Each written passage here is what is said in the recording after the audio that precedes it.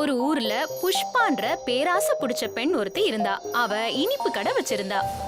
புஷ்பா ரொம்ப மோசமான குணம் கொண்டவ. ஒரு நாள் புஷ்பாவோட கடைக்கு ரபடி பண்ற மோகன் அவங்க கடைக்கு தாமதமா வர்றான். மோகன், நீ இப்பதான் கடைக்கு வரியா? நான் லேட்டா வந்ததுக்கு மன்னிச்சிரு புஷ்பம்மா. என் மனைவிக்கு கொஞ்ச நாளா உடம்பு சரியில்லை. இந்த காலத்து பசங்க எல்லாம் கல்யாணம் ஆன உடனேயே பொண்டாட்டிங்களுக்கு அடிமையா ஆயிடுறீங்க. இந்த மாசம் உனக்கு சம்பளமே தரமாட்டேன். அப்படி சொல்லாத புஷ்பம்மா. இன்னில இருந்து என்னுடைய சம்பளத்தை ஏத்துற விஷயமா பேசலான்னு இருந்தேன். என்ன சொல்ற நீ? வெக்கம் மானம் சூடு சொரணை இருக்கா? இல்ல அதையும் வித்து தின்னிட்டியா? நான் சொல்றத நீ முதல்ல கேட்டுக்க மோகன். உன்னோட சம்பளத்துல கொஞ்சம் கூட நான் அதிகமா தரமாட்டேன். புஷ்பம்மா, உன் கடையில கிடைக்கிற கஞ்சி ரொம்ப பிரபலமானது. அதை தயார் செய்யறது நான் தானம்மா. அத மறந்துடாத. மத்த கடைக்காரங்க எல்லாம் என் பின்னாடிதான் சுத்துறாங்க. நீங்க என் சம்பளத்தை ஏத்தி கொடுக்கலன்னா சரியான காரணம் இல்லாமலே நான் வேலையை விட்டு போக வேண்டியிருக்கும். ஓ அப்படியா? அப்ப இப்பவே வேலையை விட்டு நின்னுக்க. உனக்கு என்ன தோணுது? என்னோட கடையில ரபடி ஒன்னால விக்க போதா? சரிம்மா, அப்போ நான் கூட இனிமே உங்க கடையில வேலை செய்ய விரும்பல. என் கணக்க முடிச்சு விடுங்க. நான் இங்க இருந்து கிளம்புறேன். என்ன கணக்கு, என்ன காசு? என்னால உனக்கு ஒரு பைசா கூட தர முடியாது. உனக்கு என்ன வேணுமோ பண்ணிக்கோ போ. மோகன் பேசுறதுக்கு ரொம்ப முயற்சி பண்றான். ஆனா அவனால முடியல. அவன் அழுதுகிட்டு வேற கடைய தேடி போறான். அவன் சுரேஷோட கடைக்கு போறான். எனக்கு தெரியும் மோகன், அந்த புஷ்பா ரொம்ப பேராசை உள்ள பொம்பளைன்னு. அவ உனக்கு பணம் கொடுக்க மாட்டா. எப்போ நீ வாய் திறந்து சம்பளத்தை ஏத்த சொல்லி கேட்டியோ அப்பவே அவளுக்கு உன்னை வேலையை விட்டு தூக்க ஒரு காரணம் கிடைச்சது. உன்னை அவமானப்படுத்தவும். நான் கிட்டத்தட்ட 5 வருஷமா அங்க வேலை செஞ்சுக்கிட்டு வரேன் ஐயா. இந்த 5 வருஷத்துல என்ன நிக்க வச்சு கேள்வி கேட்கிற மாதிரி நான் எந்த ஒரு வேலையும் செய்யல. நான் கஞ்சியை ரொம்ப நல்லா தயார் பண்ணுவேன். எனக்கு தெரியும் மோகன், நீ தயாரிக்கிற கஞ்சி ரொம்ப பிரபலமானது. அதனால இனிமே நீ எங்க கடையில எங்களுக்காக வேலை செய். அதோட புஷ்பா உனக்கு எவ்வளவு சம்பளம் கொடுத்தாங்களோ அதை விட 2 மடங்கு அதிகம் தரேன். சுரேஷ் சொல்றத கேட்ட மோகன் ரொம்ப சந்தோஷமா இப்படி சொன்னான். நீங்க பாத்துக்கிட்டே இருங்க. புஷ்பம்மா கடையோட கஞ்சி இன்னும் பஜார்ல ரொம்ப நாள் இருக்காது. ஏன்னா இதுவரை அதை செஞ்சிட்டு இருந்தது நான் தான். கொஞ்ச நாளைக்கு அப்புறமா ஜமீன்தாரோட மனைவி ஆர்த்தி, அவ புஷ்பாவோட தோழியும் கூட. அவ ரபடி சாப்பிடுறதுக்காக புஷ்பா கடைக்கு வர்றா. ஆனா அந்த ரபடிய சாப்பிட்ட உடனே அவ ரொம்பவே கோவிச்சுக்கிட்டா. ஆர்த்தி ரொம்ப சத்தத்தோட இப்படி சொல்றா. புஷ்பா, புஷ்பா, எங்க இருக்க நீ? என்ன ஆர்த்தி, உனக்கு இன்னைக்கு ரபடி பிடிக்கலையா? ஆஹா, இது என்ன ரபடியா இல்ல சமோசா சட்னியா? இதுல இனிப்பே சுத்தமா இல்ல. முன்னாடிலாம் ரபடி நல்லா தானே பண்ணிட்டு இருந்த. இப்ப ரபடிக்கு என்ன ஆச்சு? கோச்சுக்காத ஆர்த்தி, இன்னைக்கு ரபடி செய்யற வேலைக்காரன் சரியாவே செய்யல. நாளையில இருந்து உனக்கு ரபடி நல்ல டேஸ்டா வந்துடும். சரியா? கோச்சுக்காம சாப்பிடு. புஷ்பா சொல்றத கேட்ட ஆர்த்தி அங்க இருந்து கிளம்பிட்டா. புஷ்பாவோட வேலைக்காரன் தினேஷ் புஷ்பா கிட்ட சொல்றான். அம்மா, இந்த கஞ்சிய மோகன் தான் நல்லா செய்வாரு. நீங்க அவரை திட்டி வேலையை விட்டு அனுப்பிட்டீங்க. நீ முதல்ல உன் வாய மூடு. அந்த ரமேஷும் இப்படிதான் நினைச்சிட்டு இருந்தான். கொஞ்ச நாள் கழிச்சு பாரு என் கடை முன்னாடி எவ்வளவு கூட்டம் வருதுன்னு. நீங்களாம் இப்போ சின்ன பசங்க. நான்லாம் இந்த ரபடி வியாபாரத்தை 20 வருஷமா பண்ணிட்டு இருக்கேன். நான் என்னோட வீடு, காரு, சொத்து இதெல்லாம் ரபடி வித்து தான் வாங்கியிருக்கேன். கொஞ்ச நாளுக்கு அப்புறமா புஷ்பாவோட கடையில ரபடி வாங்குறதுக்காக நிறைய பேர் வர்றாங்க. அந்த ஊர்ல யாருமே சுரேஷோட கடையில ரபடி வாங்குறதுக்கு முன் வரவே இல்ல. புஷ்பாவோட ரபடி கடைய தவிர அந்த ஊர்ல இருக்கிற எல்லா கடைகளுமே காலியா இருந்தது. இத பார்த்த மோகன் சுரேஷ் கிட்ட சொல்றான். இங்க பாருங்க சேட்டு, நான் எவ்வளவு நல்லா கஞ்சி செஞ்சாலும் நம்ம கடையோட கஞ்சியை யாரும் வாங்க மாட்டிருக்காங்க. தினமும் கஞ்சி செஞ்சு அதை வெளியே ஊத்தி உங்க நஷ்டம் அதிகரிக்குது. மோகன், நான் கூட இதை தான் யோசிக்கிறேன். கொஞ்ச நாளைக்கு என்னோட கடையை மூடி வைக்கிறது தான் நல்லதுன்னு நினைக்கிறேன். எனக்கு எதுவும் புரியல சேட்டு, நீங்க என்ன சொல்றீங்க? மோகன், புஷ்பம்மா கடையில நீங்க வெறும் 5 வருஷம் தான் வேலை செஞ்சீங்க. ஆனா நான் 20 வருஷமா பார்த்துட்டு வரேன். எப்போ அவங்களுடைய கடையில கஞ்சி வாங்குறவங்க குறையறாங்களோ அதுக்கு அடுத்த கொஞ்ச நாள்ல ஜனம் திருவிழா போல கடை முன்னாடி கூடுவாங்க. அந்த புஷ்பம்மா இதை எப்படி செய்யறாங்களோ எனக்கு தெரியல. அது மட்டும் இல்லாம இது நடந்த பிறகு அவங்க கடை கஞ்சியை தவிர வேற எந்த கஞ்சி யாருக்கும் பிடிக்காது. இப்ப என்ன நடக்கும் ஐயா? அந்த கடவுள் தான் இனி நம்மள காப்பாத்தணும். கொஞ்ச நாளுக்கு அப்புறமா சுரேஷோட கடையில ஒரு பைத்தியக்காரன் வந்து நிக்கிறான். சாப்பிடுறதுக்கு ஏதாவது கிடைக்குமான்னு கேக்குறான். அந்த பைத்தியக்காரன் அவனோட 2 கைகள்லயுமே 2 சட்டி வச்சிருக்கான். இந்த பாருங்க சேட்டு, இந்த ஆளுக்கு சுய நினைவு சரியா இல்லைன்னு நினைக்கிறேன். அவருக்கு பசியா இருக்கு போல. இவனுடைய அவஸ்தைய பார்க்கும்போது கொஞ்சம் கூட அவங்ககிட்ட காசு இல்லைன்னு நினைக்கிறேன். அதே மாதிரி ரொம்ப நாளா இவன் பட்னியா இருக்கான்னு நினைக்கிறேன். இவனுக்கு சாப்பிட ஏதாவது கொடு. மோகன் அந்த பைத்தியக்காரன் முன்னாடி ரபடிய வச்சிட்டான். ஆனா அந்த பைத்தியக்காரன் மோகன் வச்ச எல்லா ரபடியையும் சாப்பிட்டுறான். அவன் கையில வச்சிருந்த 2 சட்டியில இருந்து ஒரு சட்டியை எடுத்து மோகன்கிட்ட கொடுத்துட்டு அங்க இருந்து கிளம்பி போயிடுறான். அவன் போன உடனே மோகன் அந்த கப்பை திறந்து பாக்குறான். அதுல இரும்பால செஞ்ச சுவையான ரபடி ஒண்ணு இருக்கு. இந்த பானையில என்ன இருக்கு? இந்த கொண்டையில ஏதோ பொருட்கள் இருக்கு. இது எனக்கு கஞ்சி போலதான் தெரியுது. நம்ம கடையில இருக்கிற மொத்த கஞ்சியையும் குடிச்சிட்டு போயிட்டான் போல. ஆனா நமக்கு இந்த இனிப்பு கஞ்சிய கொடுத்துட்டு போயிட்டான். கொஞ்ச நேரத்துக்கு அப்புறமா அதே பைத்தியக்காரன் புஷ்பாவோட கடைக்கு போறான். தினேஷ் புஷ்பாக்கு தெரியாம கொஞ்சோண்டு ரபடி எடுத்து அந்த பைத்தியக்காரன்ட்ட கொடுத்துறான். ரபடிய சாப்பிட்டுட்டு அந்த பைத்தியக்காரன் அங்கிருந்து கிளம்புறப்போ, ஏய் இந்தா எங்க போற? ரபடிக்கு காசு கொடுத்துட்டு போ.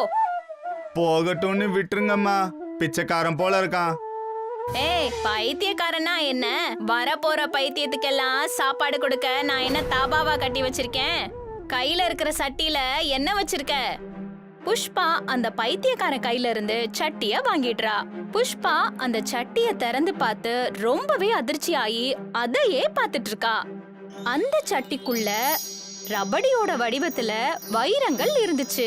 புஷ்பா அந்த சட்டியை எடுத்து பாக்க அந்த வைரங்கள் எல்லாமே இரும்பா மாறிடுச்சு. மோகனோட கடையில பார்த்தா அவனோட ரபடி எல்லாமே வைரமா மாறிடுச்சு. சேட்டையா, இந்த கஞ்சி நகைகளா மாறுது. அந்த பைத்தியக்காரன் மாயம் தெரிஞ்சவன் போல. மோகனும் சுரேஷும் ரொம்பவே பணக்காரங்களா ஆயிட்டாங்க. இவங்க பணக்காரங்களா ஆகிறத பார்த்த தினேஷ் புஷ்பாவோட கடையில புஷ்பா கிட்ட, அந்த பிச்சைக்காரன் இலவசமா உங்க கடை கஞ்ச குடிச்சான், இது போதாதுன்னு அந்த நகை கஞ்ச மோகனுக்கு கொடுத்தான். நான் என்ன நினைக்கிறேன்னா அந்த நகை கஞ்சி மேல உங்களுக்கு தான் முழு உரிமை இருக்குன்னு. இத கேட்ட புஷ்பா ரொம்பவே கோவமாயிட்டா. அதுக்கப்புறமா சில ரவுடி பசங்கள கூட்டிக்கிட்டு மோகன் சுரேஷோட கடைக்கு போன புஷ்பா அவங்கள வச்சு அடிக்க வைக்கிறா. கொஞ்ச நேரத்துல ஊர் ஜனங்கள் எல்லாம் ஒன்னா கூடிட்டாங்க. போலீஸும் அங்க வந்துட்டாங்க. ஊர் மக்கள் எல்லாருமே புஷ்பா பக்கம் இருந்தாங்க. அந்த பைத்தியக்காரன் தானே வைரம் வச்ச சட்டிய கொடுத்தான், அது என்னோடது. அவன் தெரியாம எனக்கு இரும்பு ரபடிய கொடுத்துட்டு போயிட்டான். இது மிகப்பெரிய பொய். நீ பேசாம வாய மூடு. அமைதியா என்னோட வைர சட்டிய எனக்கு கொடுத்துரு. புஷ்பா அவங்க 2 பேர் கூட பயங்கரமா சண்டை போடுறா. அதே சமயம் அங்க அந்த பைத்தியக்காரன் வந்துடுறான். உனக்கு பேராசை குறைஞ்சிருக்கும்னு நான் நினைச்சேன். ஆனா காலத்தோட சேர்ந்து உன் பேராசை ரொம்ப பெருகிடுச்சு. புஷ்பாக்கு அந்த பைத்தியக்காரனோட குரல் நல்லாவே தெரிஞ்சிருச்சு. அது புஷ்பாவோட கணவரோட குரல். அவன் ரொம்ப வருஷத்துக்கு முன்னாடியே காணாம போயிருந்தான். இங்க பாருங்க மக்களே, 20 வருஷம் முன்னாடி மோகனோட அப்பாவுக்கு கரி சுரங்கத்துல வைரம் கிடைச்சது. அந்த அப்பாவி என்ன தன்னோட சகோதரனா நினைச்சு ஒரு ராத்திரி வச்சுக்கோன்னு அந்த வைரத்தை என்கிட்ட கொடுத்தான்.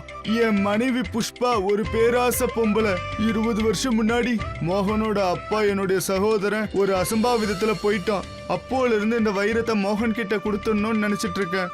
ஆனா இந்த புஷ்பாவால அது என்னால முடியல. எனக்கு தெரிய வந்துச்சு இந்த புஷ்பாவோட பேராசை ஒரு நாள் என்னை இங்க கொண்டு வரும்னு. எல்லாம் சொல்லிட்டு அந்த பைத்தியக்காரன் அங்க இருந்து மாயமாயிட்டான். போலீஸ் புஷ்பாவை கைது பண்ணிட்டாங்க. போலீஸ் விசாரிக்க புஷ்பா தன்னோட தவறுகள் எல்லாத்தையும் ஒத்துக்கிட்டா. நீதிமன்றம் புஷ்பாக்கு மரண தண்டனை விதிச்சிட்டாங்க. சூன்பூருங்கிற கிராமத்துல அனிதான்னு பேர் கொண்ட ஒரு பெண் தான் கணவரோட சேர்ந்து ரசமலாய் கடை நடத்தி வந்தாங்க. அனிதா கடையோட ரசமலாய் எல்லா இடத்துலயும் ரொம்ப பிரபலமானது. ஆனா அனிதாவும் அவளோட புருஷன் விமலேஷும் ரெண்டு பேரும் ஒன்னா நம்பர் கொடூரமான எண்ணம் கொண்டவங்க. அவங்க ரெண்டு பேரும் கஸ்டமர் கிட்ட நடந்துக்கிற விதம் கொஞ்சம் கூட சரி கிடையாது. ஒரு நாள் நடந்த விஷயம். சோன்பூர் கிராமத்தை சேர்ந்த அபிமன்யுன்னு பேர் கொண்ட ஒரு ஆளு அனிதாவோட கடைக்கு ரசமலாய் சாப்பிடறதுக்காக வந்தாரு. என்ன விஷயம் அபிமன்யு? ரொம்ப நாளைக்கு அப்புறம் இன்னைக்குதான் என் கடைக்கு வர தோணுச்சா உனக்கு? இன்னைக்கு உங்க கடையில செஞ்ச அந்த ரசமலாயை என் பொண்ணு சாப்பிட்டே ஆகணும்னு ரொம்பவே அடம் பிடிச்சிக்கிட்டு இருக்கா. அதான் வாங்கலான்னு வந்தேன். ஆனா என்கிட்ட கிராமத்தை சேர்ந்த ஒரு ஆளு சொன்னாரே, இப்பெல்லாம் நீ வேற ஏதோ ஒரு கடையில தான் ரசமலாய் வாங்குறியாமே. நீங்க எந்த கடையை பத்தி பேசிட்டு இருக்கீங்களோ அந்த கடை மோகன் ஐயாவோடது தானே. அவரோட கடைக்கிட்ட கட்டாயப்படுத்தி என்ன நிக்க வச்சுட்டாரு. அதனால நான் கட்டாயத்தால அவரோட கடைக்கிட்டயே நின்னுட்டேன். ஆமா, நீ என்ன நினைச்சுக்கிட்டு இருக்கிற அபிமன்யு? நான் என்ன முட்டாள்னு நினைச்சியா? அதையே நேரடியா என்கிட்ட சொல்ல மாட்டேங்கிற. போன தடவை வந்த போது என் கடையில 50 ரூபாய் கடன் வச்சுட்டு போயிட்ட. அதுக்கப்புறம் நீ இந்த பக்கம் ஆளையே காணோம். இன்னைக்கும் என் கண்ணில் படாம இந்த இடத்த விட்டு எஸ்கேப் ஆகணும் தானே நினைச்ச? இல்லனா உன்கிட்ட நான் 50 ரூபா வாங்கிடுவேனேங்கிற பயம். அனிதா பேசுறத கேட்டுட்டு அங்க பக்கத்துல நின்னுட்டு இருந்த கஸ்டமர்ஸ் அபிமன்யுவே எல்லாரும் பாத்துக்கிட்டு இருந்தாங்க. இங்க பாருங்க அனிதா மேடம், நான் உங்களையும் உங்களோட ஹஸ்பண்டையும் ரொம்பவே மதிக்கிறேன். ஆனா அந்த ஒரே ஒரு காரணத்துக்காக நீங்க உங்களோட கஸ்டமருங்க எல்லாருக்கும் முன்னாடி என்ன அவமானப்படுத்துறீங்க. நான் ஏழைங்கிறத ஒத்துக்கிறேன். ஆனா உங்களோட 50 ரூபாய் கொடுக்க முடியாத அளவுக்கு நான் ஒன்றும் அந்த அளவுக்கு கஷ்டப்பட்டுட்டு இல்லை. அனிதாவோட புருஷன் விமலேஷ் கோவப்பட்டு சொன்னாரு, நான் உங்ககிட்ட எத்தனை தடவை சொல்லியிருக்கேன், இந்த ஏழைங்களை நம்ம கடைக்குள்ள சேர்க்கவே சேர்க்காதன்னு. பணம் கொடுக்குறேங்கிற பேர்ல இவன் நம்மள அவமானப்படுத்துறான். நீங்க ரொம்ப தப்பா பேசுறீங்க விமலேஷ் ஐயா. நான் ஒன்றும் உங்களை அவமானப்படுத்தலையே. அது மட்டும் இல்லாம என்கிட்ட காசு இருக்குன்னு நான் சொல்லி காட்டலையே. நான் என்ன சொல்ல வந்தேன்னா, அனிதா மேடம் என்னை இந்த மாதிரி அவமானப்படுத்தக்கூடாதுன்னு தான் நான் சொல்ல வந்தேன். முதல்ல நீ உன்னோட நிலைமைய பாரு. கிராமத்துல எல்லாருக்கும் தெரியும் நீ ஒரு கூலிக்காரன்னு தெரியும். மாசத்துல 15 நாள் தான் உனக்கு வேலை கிடைக்குது. அதை வச்சுதான் உன் குடும்பத்தை ஓட்டுற. இப்ப ஒழுங்கு மரியாதையா 50 ரூபாய் எடுத்து இங்க வை. இங்க இருந்து ஒழுங்கா போயிடு சொல்லிட்டேன். அபிமன்யு தன்னோட பாக்கெட்ல தேட ஆரம்பிச்சாரு. ஆனா கொஞ்ச நேரத்துல அபிமன்யோட நெத்தியில வேர்வை துளி சொட்ட ஆரம்பிச்சது. எல்லாரும் பாத்தீங்களா, இவன் கிட்ட ஒரு தம்படி பணம் கூட கிடையாது. ஆனா பாரு பேச்ச, கௌரவமா கௌரவம். ஆனா கிராமத்து ஜனங்க எங்களை பார்த்து என்ன சொல்றாங்க? நாங்க ஏதோ நடந்துக்கிற விதம் சரியில்லையா. தயவு செஞ்சு நான் சொல்றத நம்புங்க. எனக்கு நல்லா ஞாபகம் இருக்கு. நான் என்னோட பாக்கெட்ல 100 ரூபாய் வச்சிருந்தேன். நான் என்ன நினைச்சேன்னா 50 ரூபாய்க்கு என் பொண்ணுக்கு 2 ரசமலாய் வாங்கிட்டு மீதி 50 ரூபாயை உங்ககிட்ட வாங்கின கடனை திருப்பி கொடுத்துடலான்னு நினைச்சிட்டு இருந்தேன். சரி, அதான் விஷயம்னா பணம் எங்க போச்சு சொல்லு. உண்மை என்னன்னா நீ சொல்றதெல்லாம் பொய்.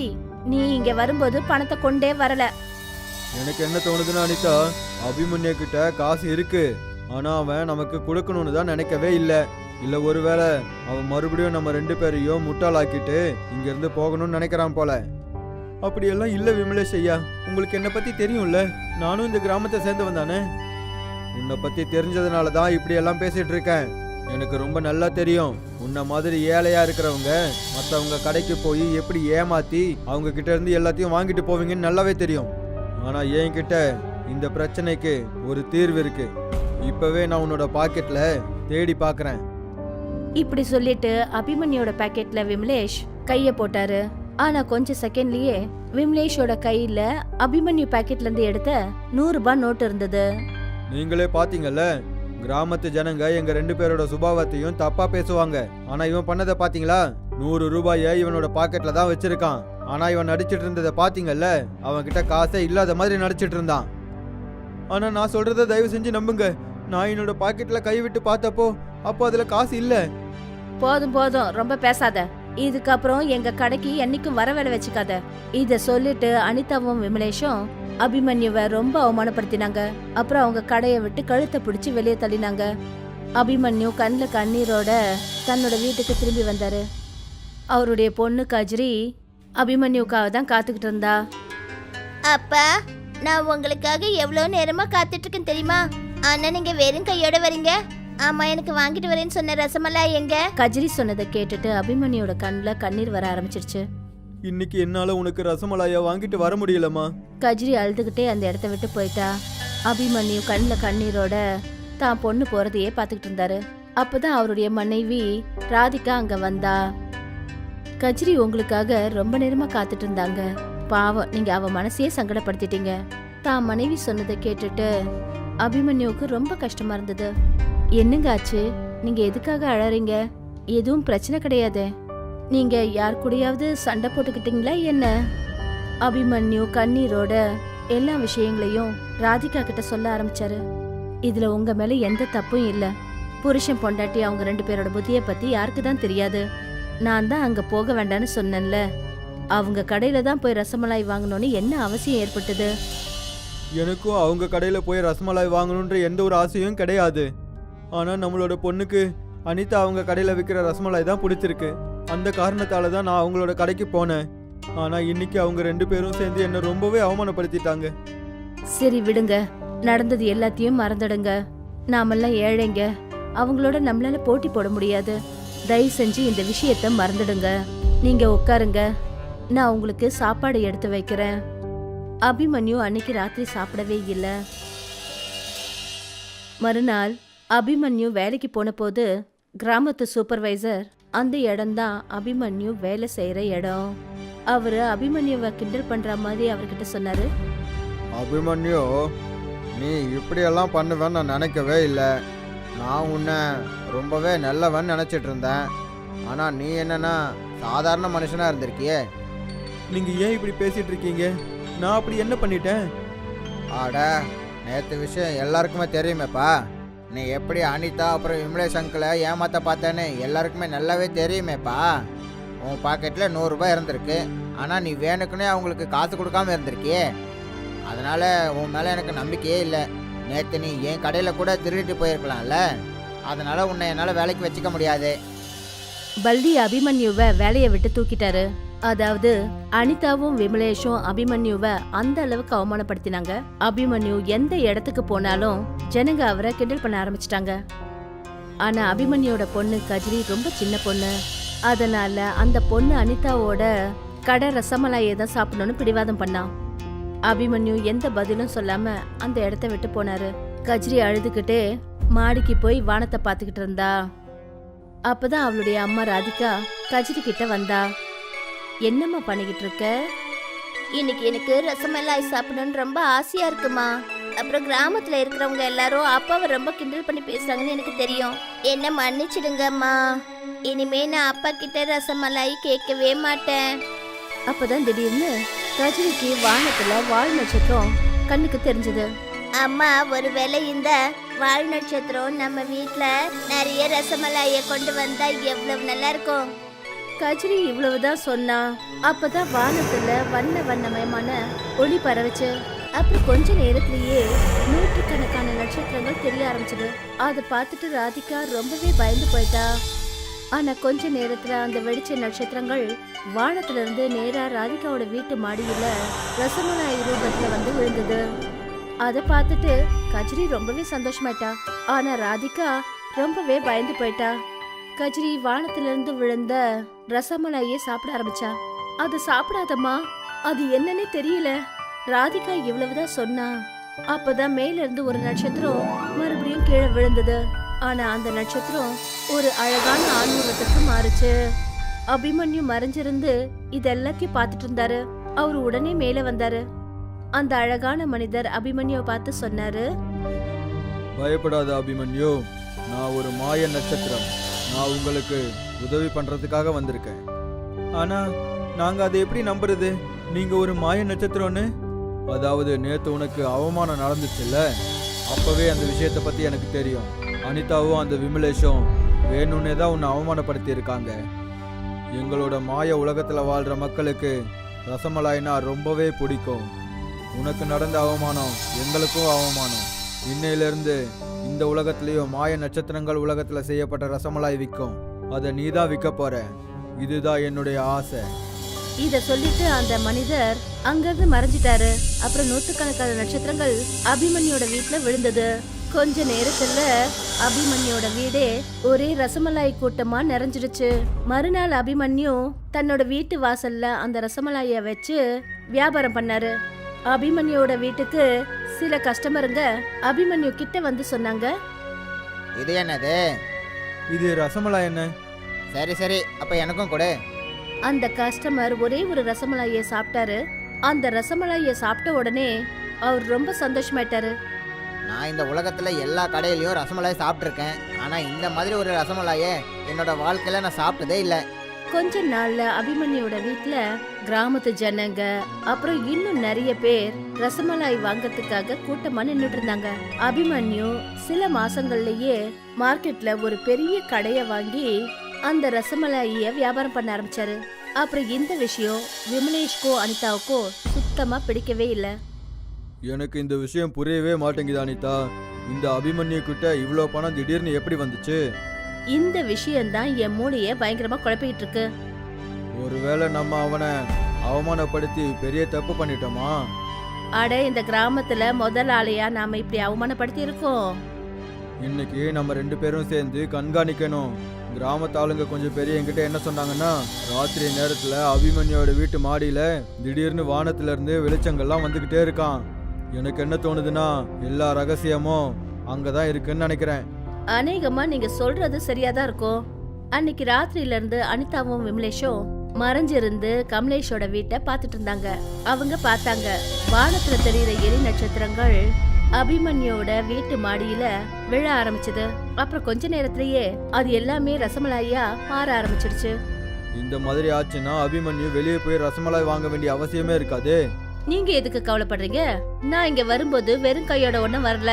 வரும்போது ஒரு விஷயத்தை எடுத்துட்டு தான் வந்தேன். இப்படி சொல்லிட்டு அனிதாவும் விமலேஷும் அபிமன்யோட வீட்ல பெட்ரோலை ஊத்த ஆரம்பிச்சாங்க. அவங்க 2 பேரும் அந்த வீட்ல நெருப்பு வைக்க முயற்சி பண்ண போது அந்த இடத்துக்கு அபிமன்யு வந்துட்டாரு. நீங்க 2 பேரும் என்னோட வீட்டுல என்ன பண்ணிட்டு இருக்கீங்க? அபிமன்யுவை பார்த்த உடனே விமலேஷ்க்கு என்ன பண்றதுன்னு தெரியல, பயந்துட்டாரு. ஆனா அனிதா கொஞ்சம் கூட வெக்கமே இல்லாம அபிமன்யு கிட்ட சொன்னா, உனக்கு பார்த்தா தெரியல, உன் வீட்ல பெட்ரோலை தெளிச்சிட்டு இருக்கோம்.